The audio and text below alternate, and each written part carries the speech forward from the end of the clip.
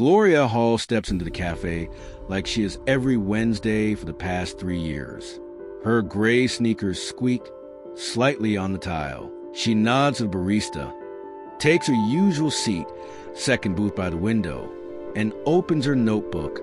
A single cup of black coffee, 1 sugar, no cream.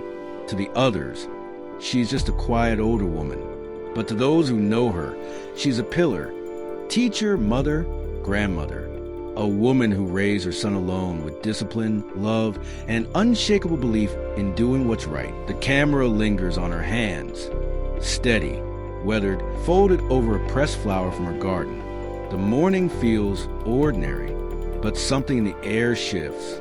A shadow falls across the table. A man in uniform stands there, and the world holds its breath. Deputy Chad Rollins doesn't ask. He doesn't demand. He simply tilts the cup and pours the coffee, slowly, down the front of Gloria's beige blouse. No one moves. No one speaks. Even the gospel music from the old radio seems to pause. Gloria doesn't flinch, doesn't cry, doesn't shout. She looks up at him, not with anger, but with a deep, unsettling recognition. She's seen this kind of arrogance before. Not his face, but his spirit. Across the room, a teenage girl, Jada, lifts her phone. She wasn't filming, but now she won't stop. Gloria stands, wipes her hands, and says only, "You've made a mistake." Rollins laughs. "Yeah? What are you gonna do, call your son?" She places her napkin on the table. "I won't need to." And behind her, on the bulletin board, a photo stares back. "Welcome, Chief Marcus Hall." Proudly raised by Gloria Hall. By noon, the 38-second clip is everywhere. Hashtag Coffee Cop Trends. Hashtag Gloria Hall follows. News outlets pick it up. Woman assaulted in cafe. Turns out she's a police chief's mother. In his office, Marcus Hall watches the video once. He doesn't speak. He walks out, badge on his chest, eyes like stone. At the station, Rollins is smirking, unaware. Marcus calls him in. No yelling, no theatrics, just cold, measured truth. You didn't recognize her. But the problem isn't that. The problem is you didn't think she mattered. Rollins stammers. "Marcus." She didn't raise her voice. But the world just did it for her. Administrative leave. Investigation begins. But the real story is just starting. Gloria hasn't left her house. She hasn't spoken. Her neighbor, Mrs. Whitaker, sits with her. "Remember when Marcus was learning to walk?" she asks. "You said he walked through fire one day." Gloria looks up. Now he is. Meanwhile, Marcus digs deeper. An anonymous email arrives. 3 old complaints. All dismissed. All involving Rollins. All ignored. He reopens every unresolved case from the past decade. Files buried in the basement.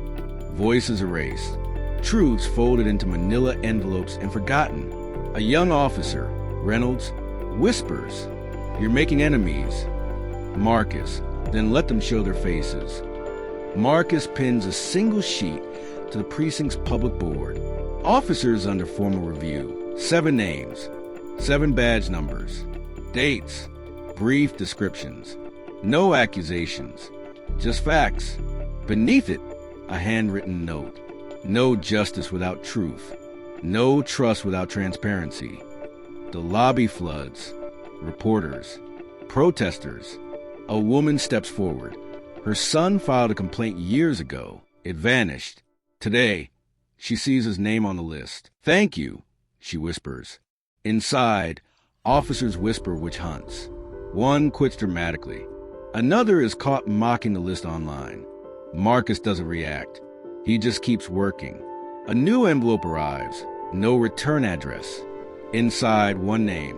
Corporal Daniel Creel. 3 incidents. All buried. 1 dash cam video. Cut off at a critical moment. Marcus finds a disc. Plays it. A young black teenager. Hands raised. An officer, Creel, shoves her brother against a car. No resistance. No reason. Then static. The next day, Jasmine Carter stands at a community forum. I was 15, she says, voice trembling. No one believed us until now. The room doesn't cheer. It weeps. Marcus adds Creel's name to the list.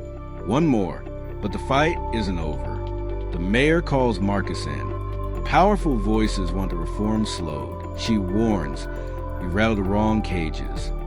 Marcus, maybe they needed rattling. She asks for proof, something undeniable. He gives her a 71-page file, a decade of silence broken. At the council vote, she stands with him. The motion to limit his power fails. That night, a Molotov cocktail hits the mayor's window. Marcus meets her in the rain. They burn things when they're cornered, she says. Then we hold the line, he replies. Weeks later, the state inquiry clears Marcus, not with praise, but with a single line. His actions, while unorthodox, adhere to the ethical framework of necessary reform. On his porch, his daughter asks, "Did you win, Dad?" He smiles. "No, but I didn't let them win either." The next morning, a young girl raises her hand in a town hall.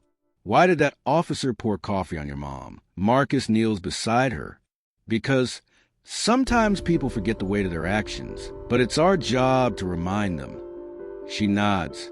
"Did she get justice?" He looks her in the eyes. "She got a voice. And sometimes that's even more powerful